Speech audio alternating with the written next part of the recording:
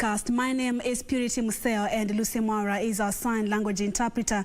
Tonight, our top story, the recruitment of 4 more commissioners at the Independent Electoral and Boundaries Commission is set to begin in earnest following the declaration of vacancies at the electoral body. In a gazette notice dated 12th of April, President Uhuru Kenyatta announced the positions, paving the way for the constitution of the selection panel to oversee the hiring of the new commissioners. The positions became vacant in a fallout at the commission after the 2017 general election.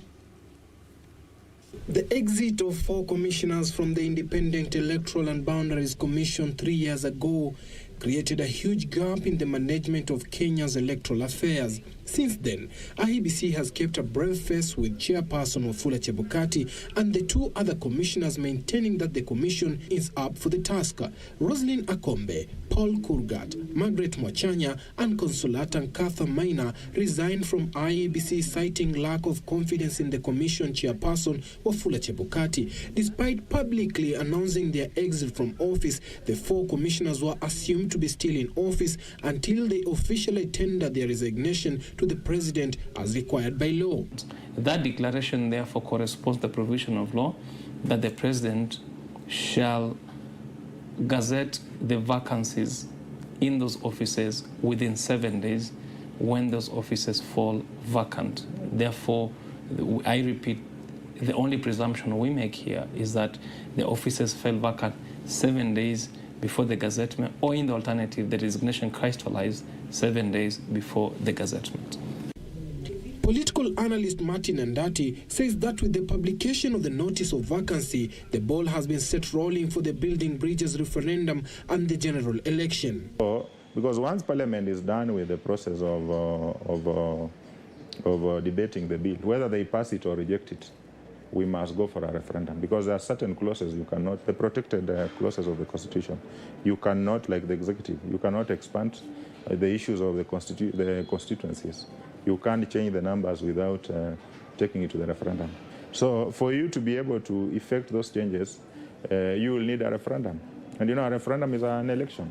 So for all intents and purposes, you need a fully constituted commission to be able to carry out the referendum. We can forebode will be that first they deal with the BBI election and then subsequently the general election for the new commissioners that come in to fill those positions.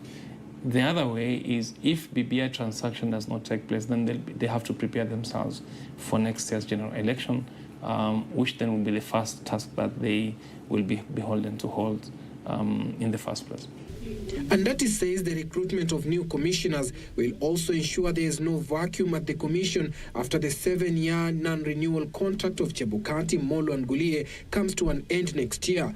At least with 4 commissioners in place, the commission can still function. Because, you know, once the 4 commissioners are appointed, it means one of them will have to be picked as the vice chair. So with the vice chair, and with the term of this 4, of course, that will be from the 4. So if these 3 are exiting next year, then it means the vice chair can act as the chair.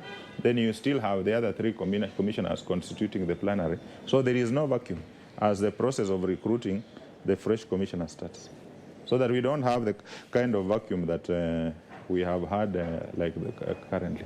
The recruitment of the commissioners is expected to pave way for the hiring of a chief executive officer, an office that has remained without a substantive occupant since the sacking of Ezra Chiloba.